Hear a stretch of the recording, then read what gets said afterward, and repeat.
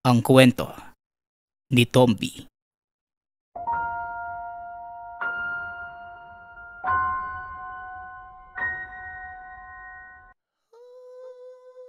Nung mga panahong ito, masayang namumuhay ang pamilyang Fernandez. Bagong kasal pa lamang ang mag-asawa at palabas pa lamang ang munti nilang anghel. Parehas na mabait ang mag-asawang Daniel at Dayan. Mabilis lapitan ang mga ito at talaga namang matulungin sa kanilang kapwa. Masipag na asawa si Daniel.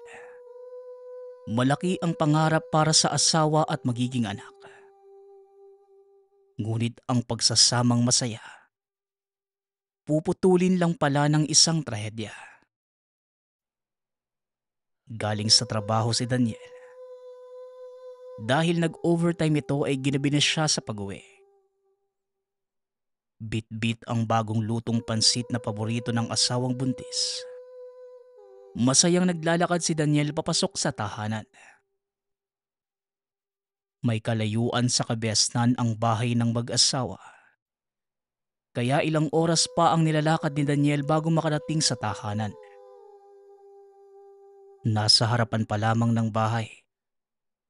Nagtataka na si Daniel dahil bukas ang pinto ng bahay. Mahal, nasan ka? May dala akong pansit para sa'yo. Sakto, bagong luto pa to. Wika ni Daniel. Ilang sandali pa ay lumabas si Dayan. Meron itong bitbit na isang maliit na cake. Maligayang kaarawan, mahal ko. Sakto yung pansit na dala mo. Pampahaba ng buhay. Tugon ni Dayan. Napangiti si Daniel sa munting sorpresa ng misis. Sus naman, mahal, oh. Nag-abala ka ba? Salamat, mahal, ah. Sige na, kain na tayo. Sakto at mainit-init pa tong pansit. Wika ni Daniel. Kaagad namang kumain ng mag-asawa. Ganun lamang ang pamumuhay nila. Simple pero masaya. Sa pagdaan ng araw, naipanganak na ni Dayan ang kanilang anak na babae. Pinangalanan nila itong Divina. Binusog nila ito sa pagmamahal.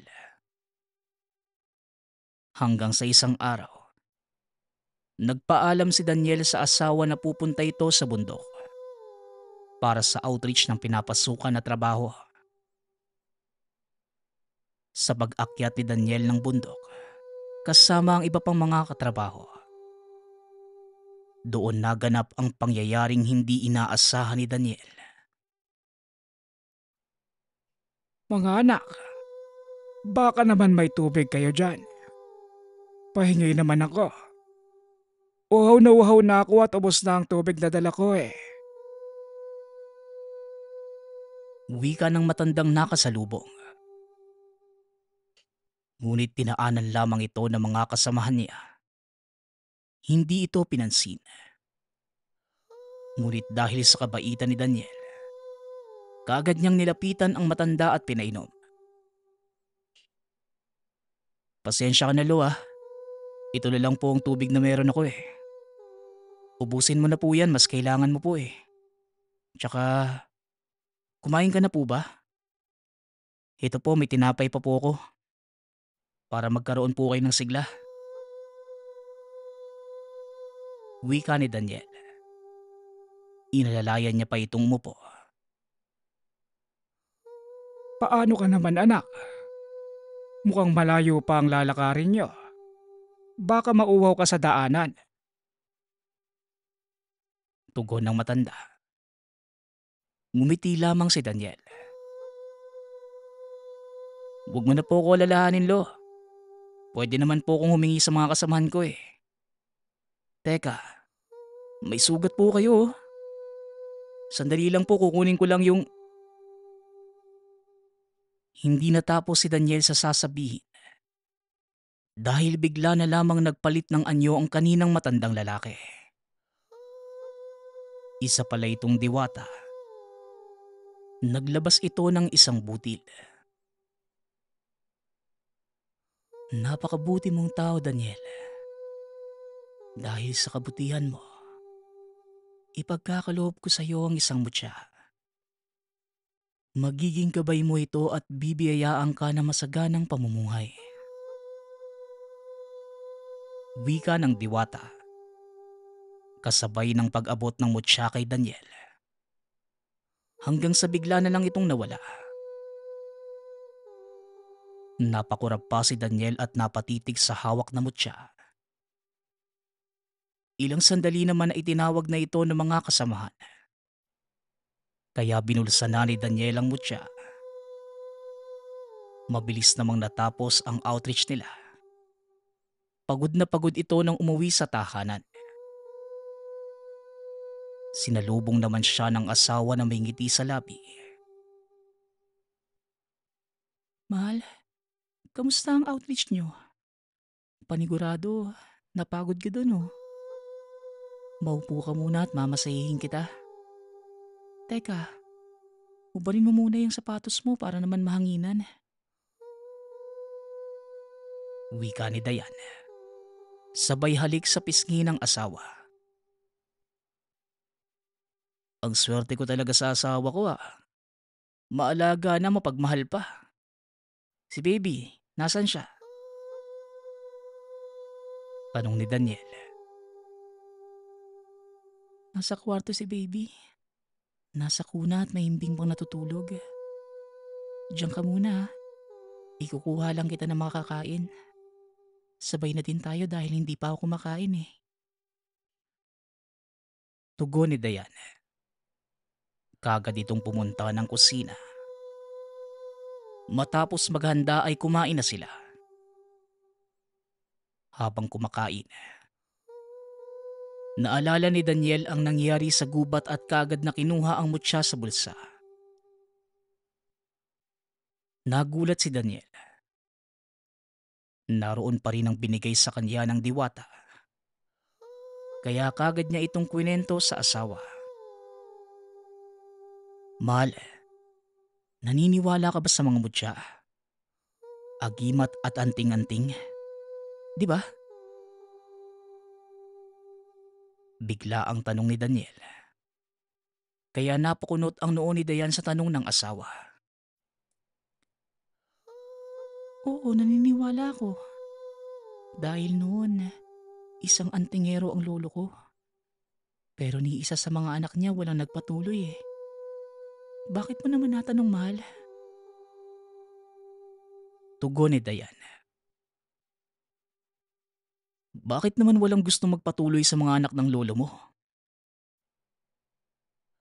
Tanong ni Daniel.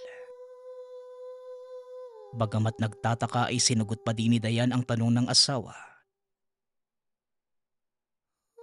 Ang sabi sa akin ni tatay, kapag isa kang antingero tagapangalaga ng agimat at mutya, nasa panganib ang buhay mo at pamilya mo. May kapalit daw ang kapangyarihan na binibigay ng mutya eh. Hindi ko sigurado pero sinabi ni tatay, namatay daw si nanay bilang kabayaran sa pinangangalagaan ni lolo na mutya. Bakit mo ba tinatanong, mahal? Tanong ni Dayan. Napabuntong hininga si Daniel. Ipinakita sa asawa ang mutya na binigay sa kanya ng diwata. Nanlaki ang mga mata ni Dayan sa nakita at hindi ito makapaniwala. Kanina kasi nung nasa bundok kami, nakakita ako ng isang matanda. Tinulungan ko siya eh. Pinakain at pinainom ko ng tubig tapos bigla na lang naging diwata. Akala ko nga nung una na mamalikmata lang ako pero totoo pala eh. Pagkatapos nun, binigay niya sa akin tong mutyang to. Naglaho na lang siya na parang bula. Tugon ni Daniel. Namangha naman ang misis. Hindi ito makapaniwala sa nakita at sinampal pa niya ang sarili. Mutya nga ito. Kung ganun, ikaw ang napiling maging taga-pangalaga ng mutya. Pero mahal, ano naman kaya ang kapalit nito? Wika ni Dayan. Napatitig na lamang sa kanya ang asawa. Hindi ko naman to hiniling o pinaamo eh. Kusa lang tong binigay sa akin kaya siguro wala namang kapalit lalo na't hindi ko naman gagamitin. Di ba mahal? Tanong ni Daniel. Hindi mo masasabi yan mahal. Ipinagkaloob yan sa'yo para tumulong sa kapwa natin. Dapat matuwa ka dahil madalang ang ganyang bagay. Kung totoo man yung sinasabi ni Itay, hindi mo naman hahayaan na mapahama kami ng anak mo, di ba? Tugon ni Dayan. Narinig naman na mag-asawa ang iyak ng kanilang anak. Kaya mabilis na tumayo si Dayan at pinuntahan ito. Matapos ang pag-uusap ng dalawa, natahimik si Daniel. Napaisip ito sa sinabi ng asawa. Nang sandaling yon, bigla na lamang umilaw ang mutya at nagpakita ang diwata. Ipinaalala nito na gamitin ni Daniel ang mutya sa kabutihan at huwag gagamitin sa anumang kasamaan. Nais pa sanang ibalik ni Daniel ang mutya, ngunit bigla na lang nawala ang diwata. Noong una ay ayaw pa ni Daniel ang mutsyang hawak. Ngunit kalaunan, natanggap niya kung bakit siya ang pinagkalooban ng mutya. Yun ay para ipagtanggol niya ang naapi. Isang araw, habang naglalakad sa gitna ng madilim na daan, nakarinig si Daniel ng iyak ng babae. Sinundan niya ang pag-iyak. Nakita niya ang kaibigan ng asawa na umiiyak. Humihingi ito ng tulong. Kagad na lumapit si Daniel upang iligtas ang babae. Pero laking gulat niya dahil kakaibang nilalang ang nakita. Kagad na napunta sa paglalaban ang pangyayari. Hindi inaasahan ni Daniel nang mapatay niya ang nilalang. Matapos yon, kagad inasikaso ni Daniel ang babae dahil pumutok na ang panubigan nito. Nang balikan niya ang katawan ng aswang para ligpitin, wala na ito. Nagulat pa si Daniel at inisip na lamang na maaaring nagpapanggap lamang na patay ang aswang. Binaliwala na lamang yun ni Daniel. Hanggang sa lumipas ang 1 taon. Malaki na ang anak. Kaya mas lalo pa itong nagsipag sa pagtatrabaho kaya napadalas ang pag-uwi ng hating gabi. Palagi naman niyang sinasabihan ng asawa na magsarado maigi ng pintuan, na sinusunod naman ni Dayan. Sa paglipas ng araw, nalimutan na ni Daniel ang nangyari nung gabing yon. Ngunit ang pangyayari sa nakaraan, babalik pala ito para singilin siya. Isang gabi nagmamadaling umuwi sa tahanan si Daniel. Hindi siya mapalagay. Iba ang kutob nito at kinakabahan siya. Pagkarating sa tahanan, laking pagtataka ni Daniel dahil nakapatay ang ilaw. Hindi naman yun gawain ng asawa. Kinilabutan si Daniel. Mabilis itong pumasok ng tahanan. Pagkabukas ng ilaw, may biglang humampas sa ulo ni Daniel. Kaya kagad itong nawalan ng malay. Pagkagising ni Daniel, Nagulantang ito dahil nakatali na siya maging ang asawa at anak. Mabilis na humingi ng tulong si Daniel sa mutyang pinapangalagaan. Ngunit dahil hindi sapat ang kaalaman ni Daniel, natalo ito ng pinuno ng mga aswang. Ang lakas naman ng loob mong paslangin ang anak ko. Buhay ang kapalit sa buhay na kinuha mo. Wika ng pinuno ng mga aswang. Wala akong ginagawang masama sa inyo. Bakit niyo ako ginaganito? Pakiusap naman oh. Huwag yun na idama yung pamilya ko. Tugon ni Daniel. Umiiyak ito habang nakikiusap. Wala. Pinatay mo ang anak ko. Sino ang gusto mong unahin? Ang anak mo o ang asawa mo? Paano kaya kung sabay na lang? Tanong ng aswang. Ako na lang ang patayin mo. Huwag mo na idama yung mag-ina ko. Pakiusap naman oh. Tugon ni Daniel. Ngunit talagang walang awa ang aswang. Sa harapan mismo ni Daniel, pinatay ang asawa at anak nito. Tinukot ang puso ng anak ni Daniel at sinaksak naman ng asawa. Napasigaw sa galit si Daniel at nanlaban ito. Ngunit sa kasamaang palad, hindi nagtagumpay si Daniel. Nasaksak ito sa tagiliran ng mahabang kuko. Kaya natumba si Daniel at tumama ang ulo sa bato. Nawalan ng malay si Daniel. Inakala niyang yun na ang katapusan ngunit may iba pang plano ang Diyos sa kanya. Makalipas ang mahigit 1 taon, nagising si Daniel. Nagtataka ito dahil buhay pa siya. Nang maimulat ang mga mata, may nakita siyang 2 matandang mag-asawa. Simon, gising na siya. Dalhin mo ng masuri ang kalagayan niya. Wika ng matandang babae. Kaagad namang umupo si Daniel. Inikot ang paningin at laking pagtataka dahil naroon siya sa ibang tahanan. Nasaan po ko? Yung asawa at anak ko po. Nasaan po? Sino po kayo? Tanong ni Daniel. Sakto naman ang pagdating ni Tatay Simon. Kaagad niyang sinuri ang mga sugat ni Daniel. Seryoso itong tumingin sa kanya.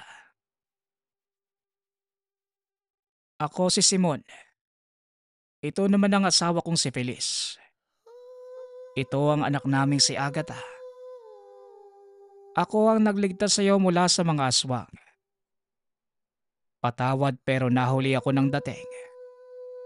Kaya wala nang buhay ang mag-ina mo ng abutan ko. Mahigit 1 taon ka ding nawalan ng malay.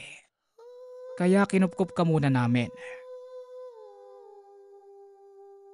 Tugon ni Tatay Simon. Ibig sabihin po, patay na ang asawa at anak ko. Hindi naman po pwede yun. Panaginip lang po lahat ng yun, di ba? Tanong ni Daniel. Patuloy ito sa pag-iyak. Wala namang nagawa ang mag-asawa kundi yakapin lamang si Daniel. Sila ang naging karamay niya. Hindi man kilala. Dama ni Daniel ang kabutihan ng mga ito. Matapos ang pangyayaring yon, minabuti ng mag-asawa na pagpahingahin muna si Daniel dahil matagal itong nawala ng malay.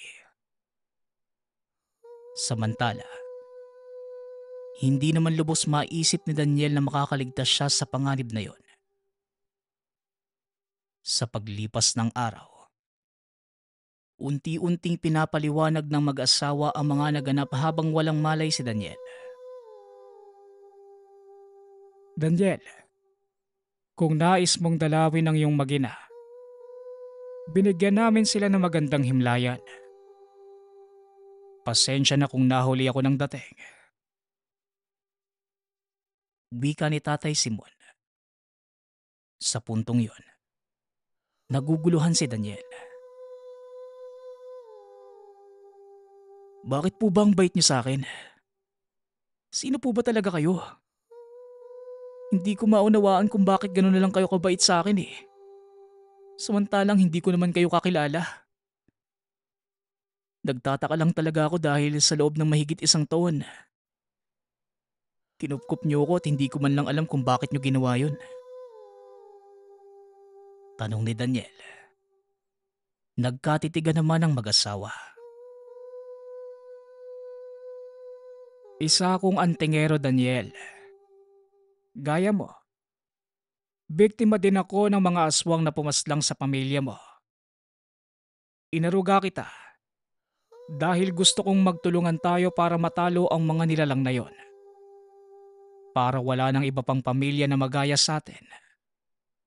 Sa pamamagitan ng ating gagawin, mabibigyan natin ng hustisya ang mga mahal natin sa buhay. Pagpapaliwanag ng matanda. Naunawaan naman ni Daniel ang sinabi nito. Sumang-ayon si Daniel sa nais ng mag-asawa. Nabanggit din ni Tatay Simon na alam niya na isang tagapangalaga ng mutya si Daniel. Teka, paano niyo po nalaman na isa akong tagapangalaga ng mutya? Gayong hindi naman tayo magkakilala. Tanong ni Daniel.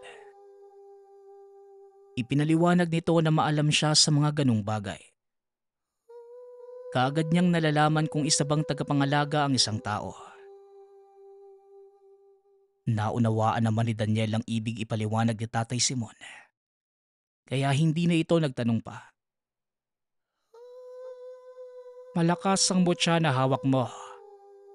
Sadyang hindi mo lamang alam kung papaano kontrolin ang iyong kakayahan. Bueno, hindi na yon mahalaga. Dahil ako mismo ang magtuturo sa iyo.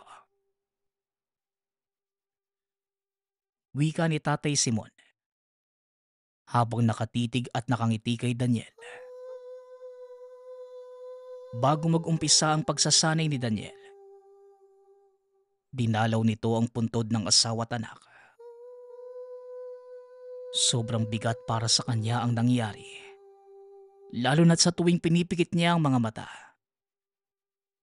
Nakikita niya kung paano pinaslang ng nilalang ang kanyang pamilya. Kaya ipinangako mismo ni Daniel sa puntod ng asawa at anak. Bibigyan niya ng hustisya ang pagkamatay ng mga ito. Matapos madalaw ang puntod ng mag-ina, nagpatuloy na sa pag-iensayo si Daniel. Nang dahil sa determinasyon nito na may paghiganti ang namayapang asawa at anak, mabilis na natuto si Daniel. Sa paglipas ng mga araw naging dalubhasa si Daniel sa paggamit ng mutya at umusay din ito sa paggamit ng mga armas, panlaban sa mga aswang. Matapos ang mahabang paghahanda, nagplano na ang mga ito sa pagsugod sa bagong kuta ng mga aswang. Lahat sila magbabayad sa ginawa nila sa pamilya ko. Wala akong ititira sa lahi nila. Wika ni Daniel. Mahigpit nitong hinawakan ang mutya na pinangangalagaan. Matapos ang pagpaplano, sumugod na si Daniel at Tatay Simon kasama ang iba pang mga antingero na kakilala ng matanda. Bago tuluyang pumunta sa mismong kuta ng mga aswang, gumawa muna ng ritual sila Daniel upang hindi maramdaman ng mga aswang ang presensya.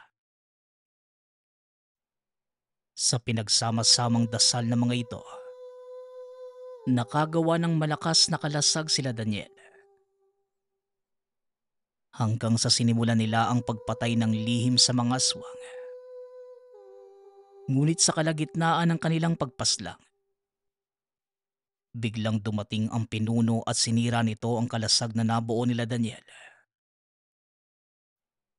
Buhay ka pa! Pinatay na kita! Hindi maaari ito. Wala pang nakakaligtas sa mga biktima na pinaslang ko.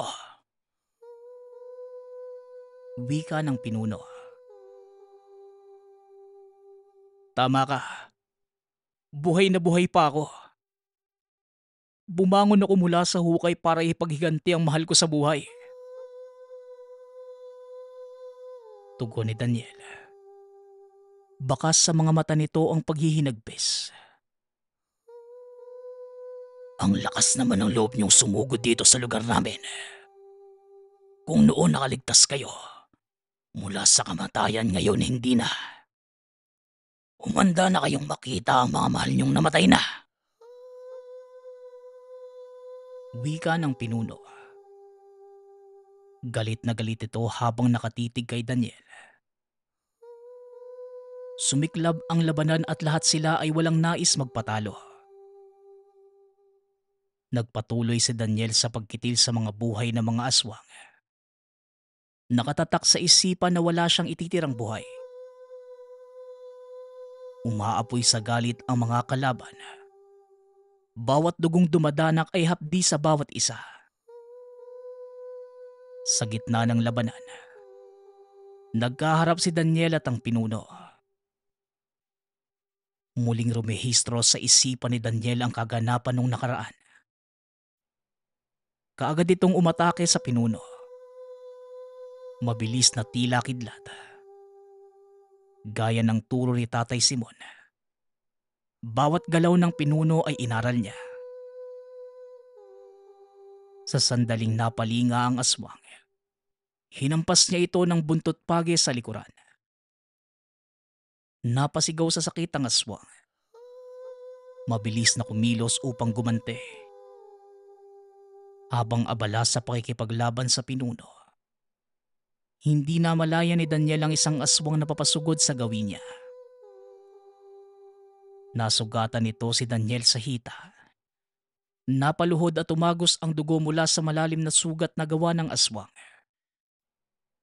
Ginamit naman ng pinuno ang pagkakataong yun upang patayin si Daniel.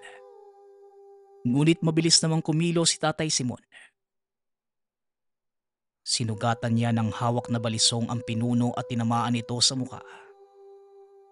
Sa galit ng aswang, hinagis nito si Tatay Simon na tumilapon sa kawayan ng matanda.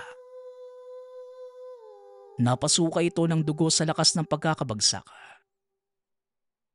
Kaagad namang gumanti si Daniel. Tuloy-tuloy niyang hinampas ng buntot page ang pinuno. Hindi naman ito nakailag dahil iniinda pa ang sugat na natamo. Nang makabawi ng lakas, hinawakan ng pinuno ang buntot page na gamit ni Daniel. Hinila ito at pinulupot sa leeg ng binata. Nasakal si Daniel at unti-unti itong hindi nakahinga. Habang pinahihirapan ng aswang ang paghinga ni Daniel, ipinikit nito ang mga mata at handa ng salubungin ng mag-ina. Ngunit bigla na lamang siyang bumagsak sa lupa. Napamulat si Daniel at nakita si Agatha, ang anak ni Tatay Simon. Ano ka ba? Akala ko ba hindi mo hahayaan na magapikan ng aswang? Uubusin mo pa sila, di ba? Bakit sumusuko ka na kaagad? Tumayo ka dyan. Wika ni Agatha.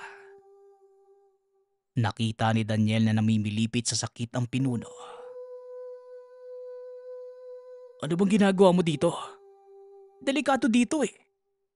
Tsaka anong ginawa mo sa aswang? Tanong ni Daniel. Ang dami mo namang tanong eh.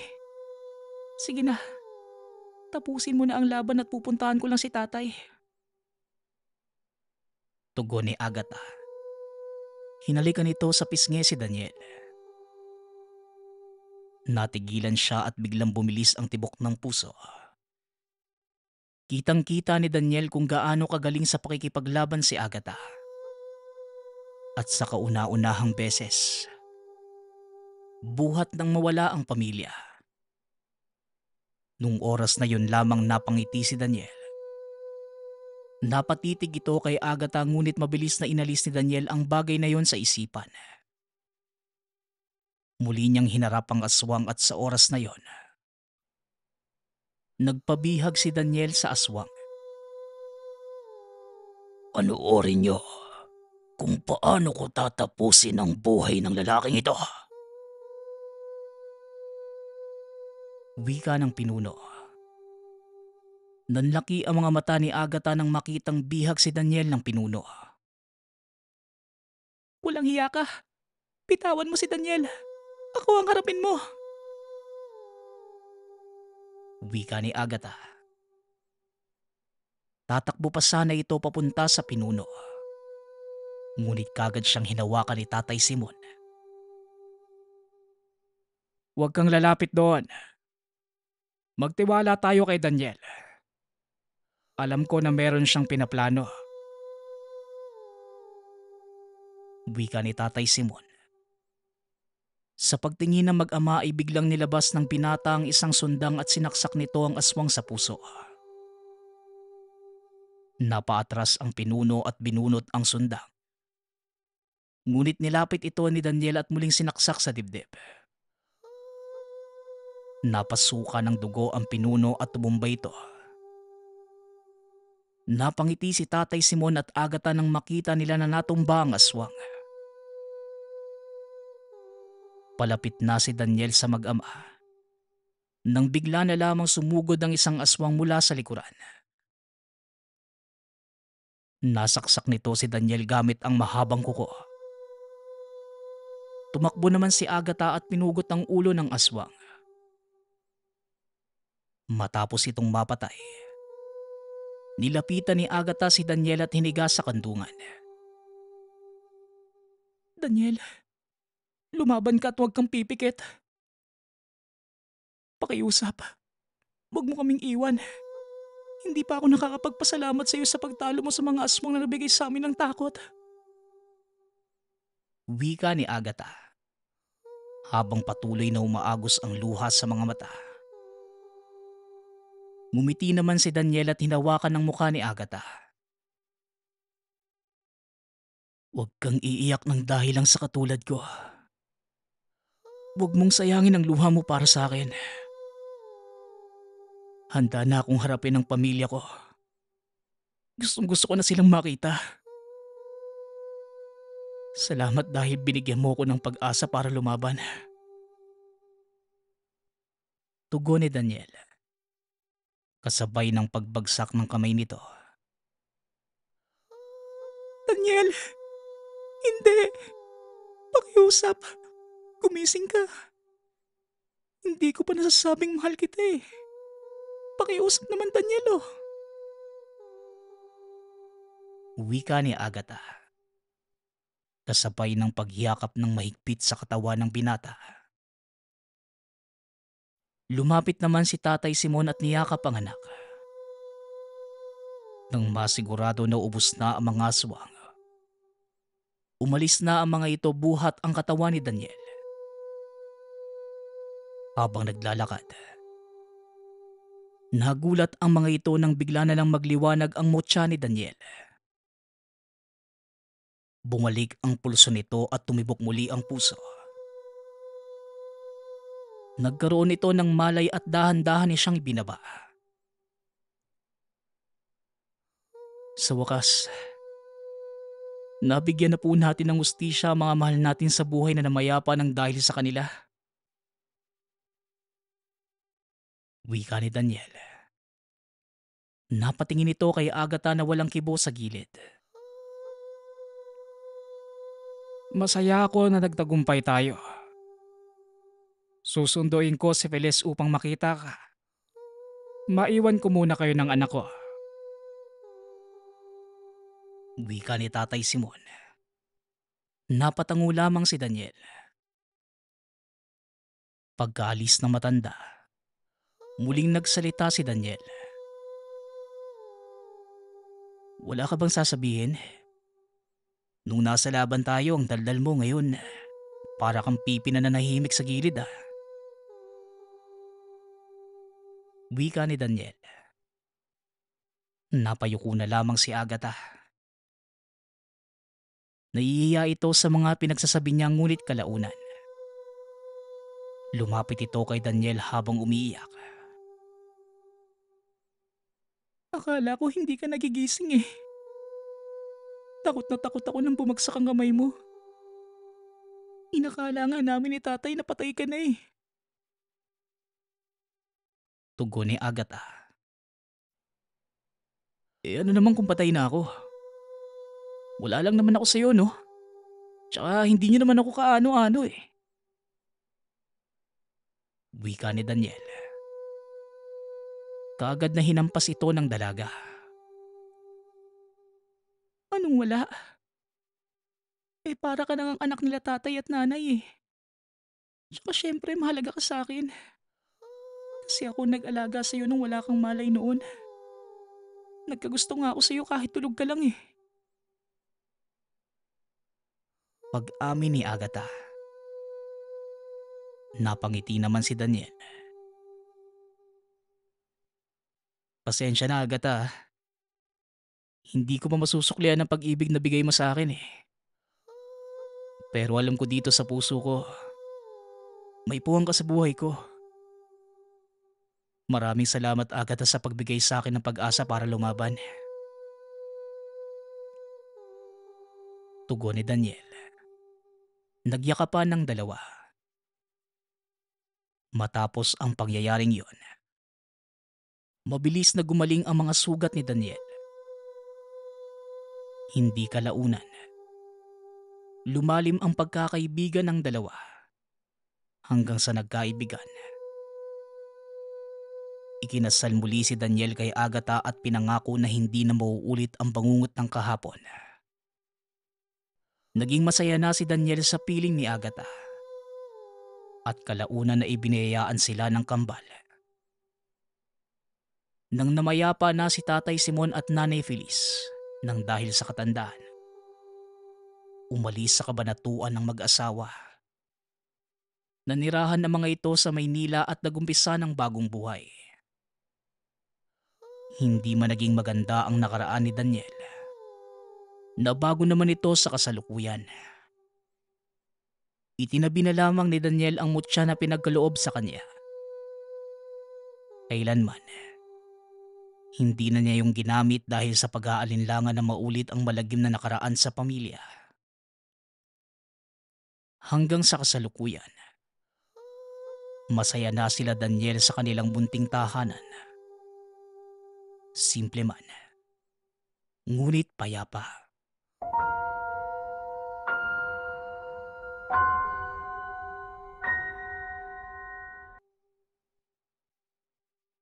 Mula sa mahirap na pamumuhay si Edwin. Dahilan para makipagsapalaran siya bilang mangingisda sa dayuhang bansa. Namasukan nito bilang isang crew ng isang malaking barkong nanguhuli ng tuna sa karagatang Pasipiko. Nakabase ito sa bansang Taiwan. At dahil sa trabaho, nagkaroon siya ng isang hindi makakalimutang karanasan. Pagdating sa mundo ng kababalaghan. Nagsimula ang kwento natin ng mga panahong papalis pa lamang si Edwin sa bansa. Kasama ang pinsang si JR. Kaso magkaiba sila ng barko. Pati na rin ang posisyon. Si JR na mga panahong yun ay tinalaga ng kanyang kumpanya bilang taga-timon. Habang si Edwin naman ay baguhan. Kaya naman sa baba siya na destino. Bago lumipad, binili na ni JR ang pinsan. Edwin, kapag nasa laot na, Kung ano mang kakaibang bagay ang mapansin mo, ipagsawalang bahala mo na lang ha. Dahil kagaya ng lupa, mahiwagang taglay din ng dagat. Tsaka wala po nakakasukat nun. Wika ni JR habang paakyat sila ng eroplano. Pagkarating sa bansang Taiwan, kaagad nang hiwalay si JR sa pinsan. Dahil papalis na pala ang barko nito at siya na lang ang inaantay. Edwin, yung mga sinabi ko mag-iingat ka. Huwag mong ihiwalay sa yung mga binigay kong gamit. Matutulungan ka dun. Muling wika ni JR habang tumatakbo papunta sa barko. Hanggang sa tuluyan ng naglayag ang barko ni JR. Samantalang si Edwin naman, bilang baguhan, medyo nangangapa pa sa trabaho. Kaya naman tinuruan siya ng isang kasama na mula naman sa probinsya ng Apayao. Isang igurot na nagngangalang Ben. Lakay, halika dito at ituturo ko sa'yo mga gawain natin sa operasyon. Medyo maninibago ka lang. Iba ang trabaho sa laot kung ikukumpara mo dito sa lupa. Wika ni Ben habang inililibot si Edwin. Namangha naman ang binata sa laki ng barkong yon. Lahat ng kagamitan ay mga makabago. Hindi na sila mahihirapan. Mula sa pag-aarya ng mga kawil hanggang sa pagbatak. Lahat ng gumagawa ay makina na. Ang uri ng proseso ng pangingisda nila Edwin ay tinatawag na long line. Ngunit hindi inaasahan ni Edwin na dahil sa gamit na to ay mararanasan niya ang hindi maipaliwanag na karanasan. Pagkarating nila sa laot, kaagad na silang naghanda para sa operasyon. Nang magbigay ng hudyat ang kapitan, kaagad nilang sinimulan ang paglagak ng mga kawil. Nakatingin si Edwin sa malayo habang naghahagis ng mga pinainang kawil. Nang bigla siyang nakakita ng isang napakalaking buntot ng isda. Napakakulay nito.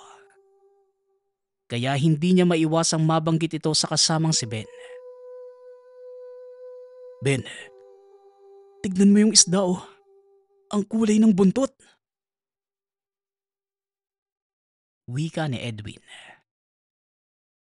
Dahil ito ang unang beses sa laot, hindi talaga maiiwasan na mamangha sa mga masilayan.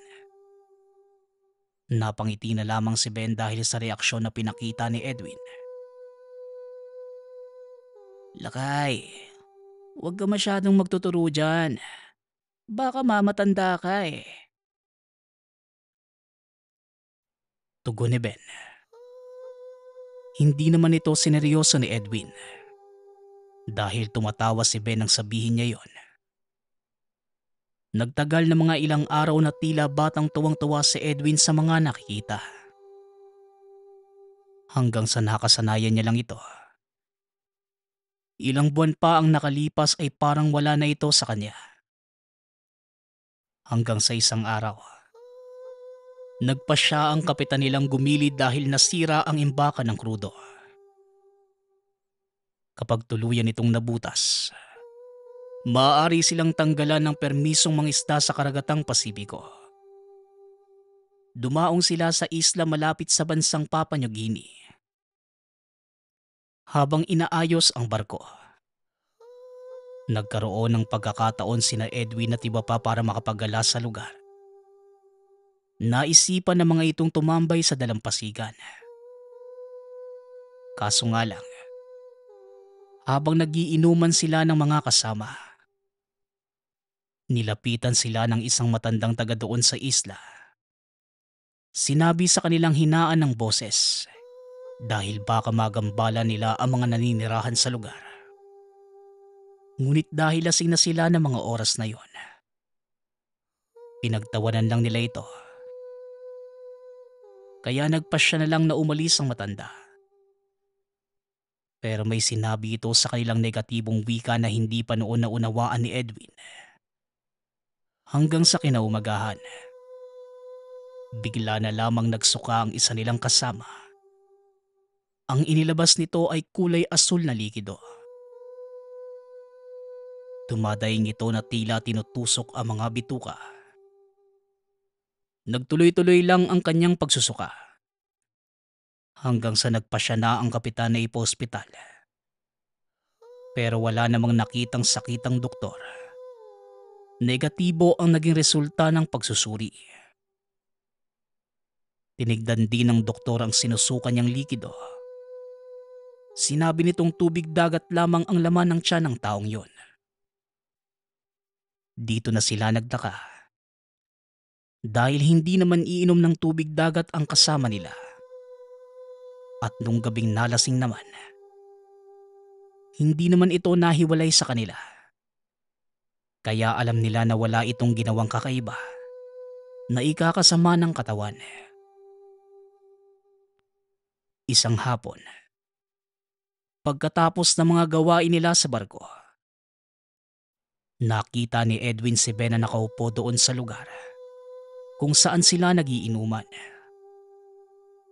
May hawak itong isang maliit na kahoy na may mukha ng maliit na tao. Naupo si Edwin sa tabi nito. Nagsimula siyang kausapin si Ben. "Uy Ben, ano sa tingin mo yung nangyari doon sa kasama natin? Tsaka ano ba yung hawak mo?" Tanong ni Edwin. Kaagad namang tumugon si Ben. Ito ba? Siya si Kabunyan. Anito namin. Siya ang tagapangalaga naming mga igurot. Naniniwala kami na kahit saang lugar, naroon din siya at babantayan niya kami. At yung nangyari sa kasama natin, sa palagay ko, parusa yun ng dagat sa kanya eh. Tugon ni Ben. Dito na kinalabutan si Edwin. Naalala niya ang sinabi ng pinsan nung bago sila maghiwalay sa Taiwan. "Ben, may sinabi sa akin yung pinsan ko bago tayo umalis sa Taiwan noon eh. Ang sabi niya, kagaya sa lupa, may mga nilalang din na hindi nakikita sa karagatan. Naniniwala din ba kayo doon?" Tanong ni Edwin. Tumango naman si Ben at nagsalita. "Kagaya ng kagubatan, may mga espiritu o elemento ding nagbabantay sa karagatan. Kagaya sa lupa. Kapag ginalit mo sila, paparusahan ka din nila. Tama ang pinsan mo. Kung minsan mas mapanganib pa ang karagatan. Kasi may mga bagay pa tayong hindi natutuklasan dito eh." Tugon ni Ben.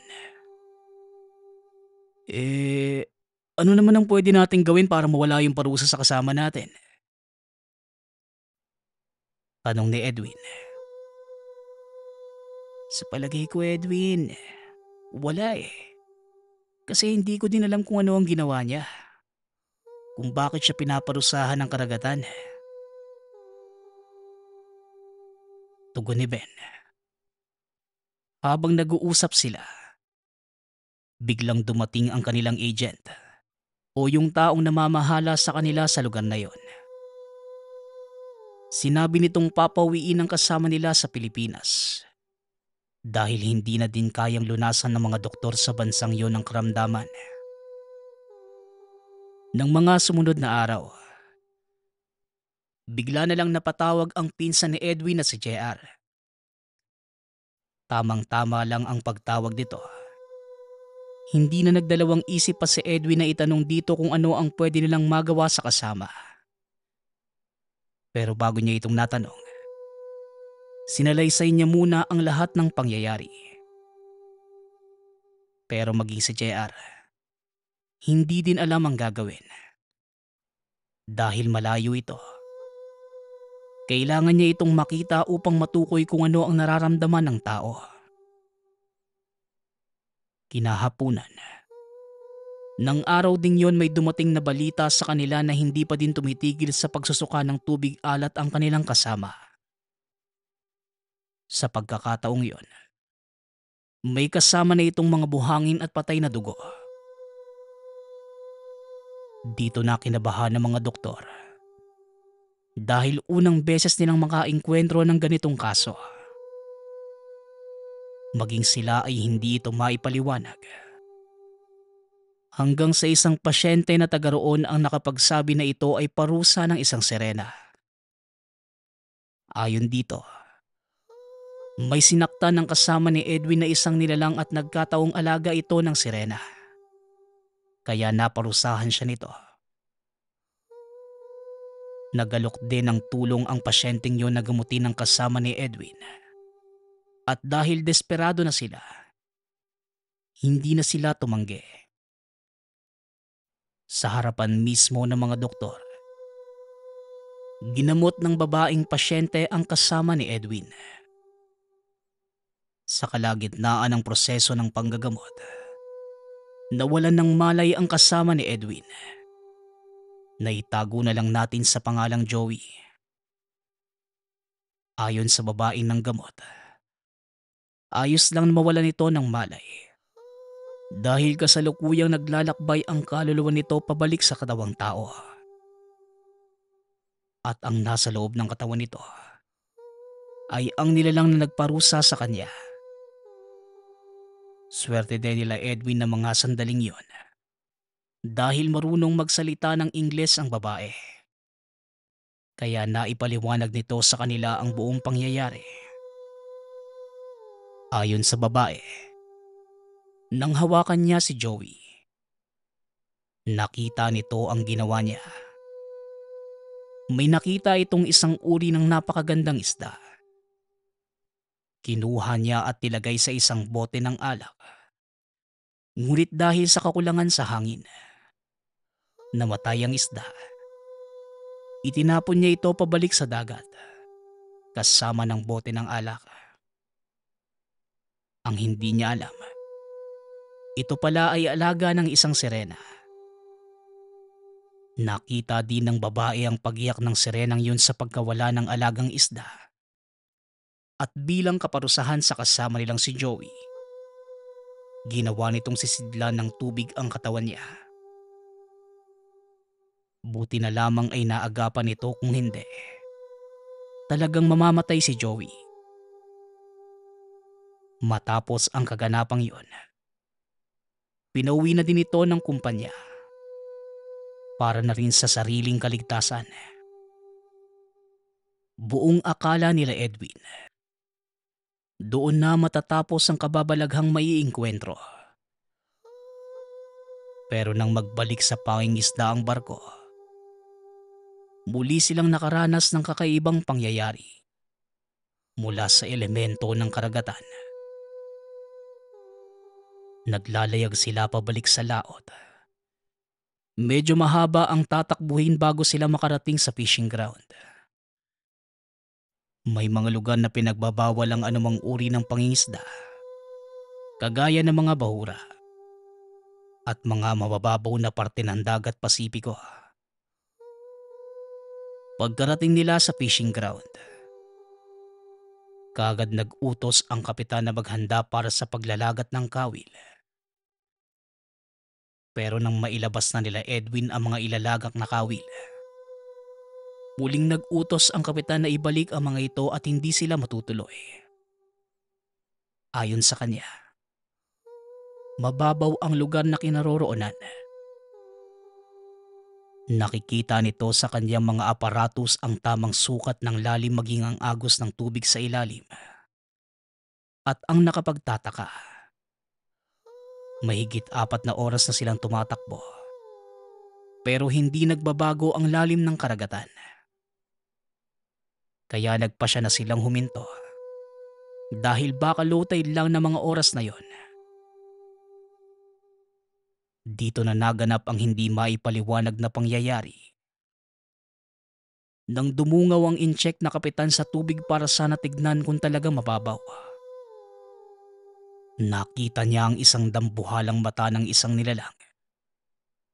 Kung susukatin, halos kasing haba ng barko ang kabuuang lawak nito. Alam ng kapitan na mata ang nakikita niya dahil nakita niya itong kumurap. Dito na nataranta ang kapitan. Buong puwersa nitong pinaandar ang barko.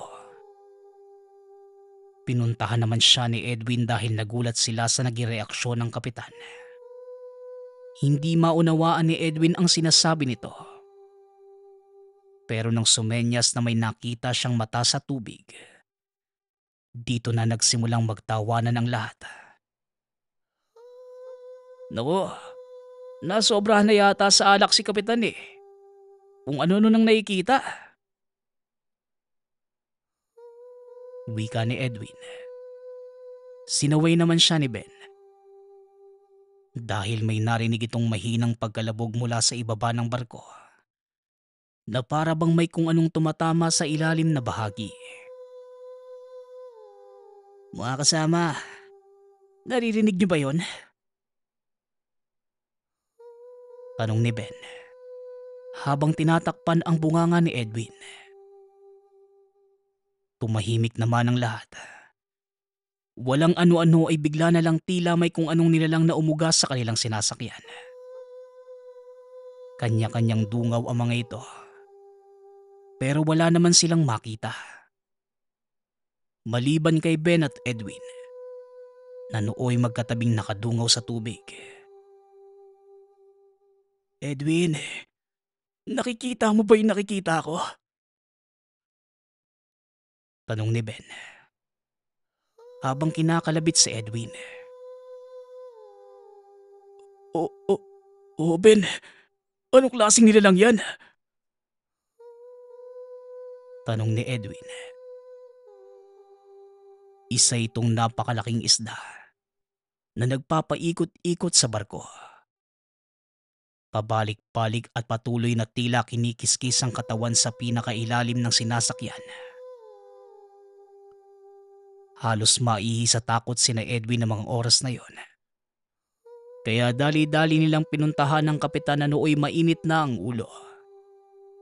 Dahil hindi na gumagana ang lahat ng aparatus na ginagamit nila sa pagsukat ng lalim ng tubig. Napamura na ang kapitan dahil sinusubukan nilang magradyo sa ibang barko pero walang sumasagot sa kabilang linya.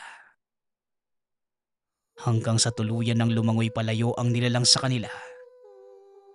Nakapagtatakang bumalik sa ayos ang lahat ng kagamitan na tila walang nangyari. Nang sumunod na araw, napagpasyahan nilang gumilid muli para kumpirmahin kung ano ang nakita sa laot. Napakaganda ng panahon ng umagang yun. Pero bigla na lang dumilim ang kalangitan na para bang may paparating na bagyo. Alam nila Edwin na kakayanin ng barko nila ang malalakas na alon. Kaya hindi sila natakot. Hanggang sa mapansin ni Edwin ang relo. 8:00 pa lamang ng umaga. Pero ang dilim ng paligid na parang 6:00 na ng gabi. Halos hindi na din nila makita kung ano ang nasa unahan ng barko sa sobrang kapal ng hamog. Nagpasya ang kapitan na bagalan lang ang takbo ng barko. Para kung sakaling may masalubong man sila ay kagad nila itong mapapahinto. Inaantay na din nila ang malakas na hangin at matataas na alon. Pero wala. Napakakalmado ng karagatan. Tila walang alon sa paligid. Inatasan ng kapitan ang lahat ng mga nasa barkong yon na magbantay. Dahil napakakapal ng hamog na maging ang radar. Hindi na makita ang kasalubong o kasunod nitong mga sasakyang pandagat. Kinagabihan. Habang nagbabantay sina Ben, napansin itong tila may tumitilaok. Ang alam nila ay wala naman silang dalang manok. Kaya inikot ni Edwin ang buong barko. Nagtataka naman si Ben sa kinilos ng kasama. Oy Edwin, ano bang ginagawa mo? Ba't paikot-ikot ka? Mamaya makita ka pa ni Kapitan. Masigawan ka pa nun. Wika ni Ben. Kaagad namang sinabi ni Edwin ang narinig. Nagulat naman si Ben. Dahil ayaw na din sa karanasan. Bilang datihan na manlalayag. Panganib ang dulot ng tilaok na manok sa laot. Pero hindi nila alam kung ano ang gagawin nila. Dahil hindi naman naniniwala ang kapitan nila sa mga ganito. At habang lumalalim ang gabi, lalong lumalala ang nararamdaman at naririnig nila Edwin at Ben. Nakakaramdam sila ng kalabog sa barko pero wala namang mga tao.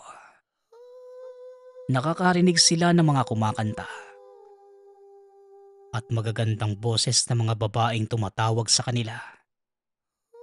Na para bang hinahalina.